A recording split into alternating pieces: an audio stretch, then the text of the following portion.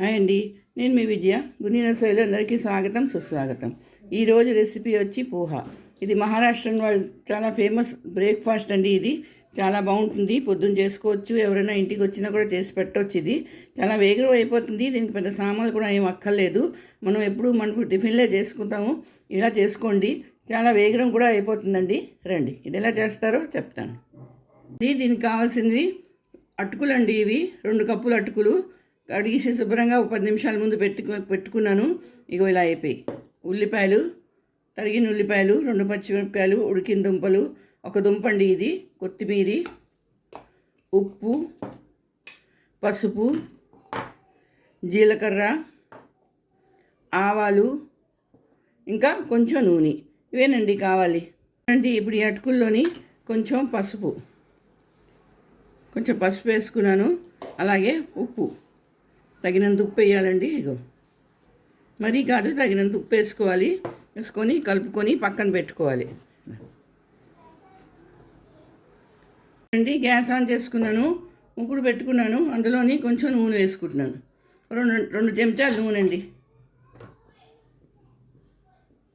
నూనె మరిగింది, అందులో చెంచా ఆవాలు, చెంచా జీలకర్ర వేసుకున్నాను. వేసుకొని ఆవాలు చిట్పట్లాడే వరకు వేయించుకోవాలి. చూడండి, ఆవాలు చిట్పట్లాడుతున్నాయి. ఇప్పుడు ఉల్లిపాయలు, పచ్చిమిరపకాయలు, ఉడికిన బంగాళదుంపలు వేసుకొని వేయించుకోవాలి.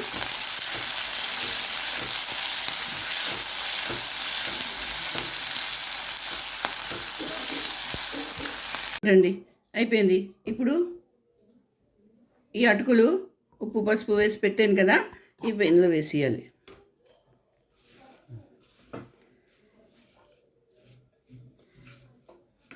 ఇది బాగా మీద కింద కలపాలండి.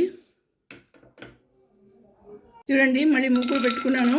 కొంచెం పల్లీలు వేసుకున్నాను, నూనె వేసుకొని. మర్చిపోయాను, ముందు ఆవాలు జీలకర్ర వేసినప్పుడు పల్లీలు వేసేయాలండి. నేను ఇప్పుడు వేస్తున్నాను, ఎలాగైనా పర్వాలేదు. ఇది కొంచెం వేగాలి. పల్లీలు వేగిపోయి ఈ పోహా అందులో మళ్ళీ వేసేసుకుంటాను.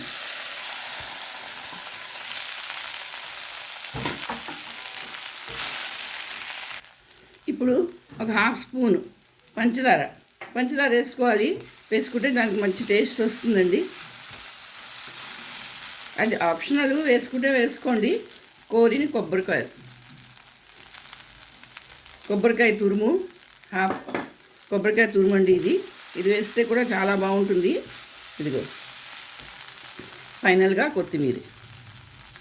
ఇదిగోటండి, పోహా రెడీ అయిపోయింది. ఇప్పుడు దీన్ని నేను బౌల్లోకి తీసుకుంటాను.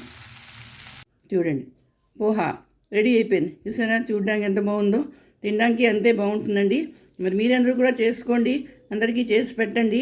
నా వీడియో నచ్చితే తప్పకుండా సబ్స్క్రైబ్ చేయండి, అలాగే లైక్ షేర్ కూడా చేయండి. మళ్ళీ ఇంకో వీడియోతో కలుస్తాను. అంతవరకు సెలవు.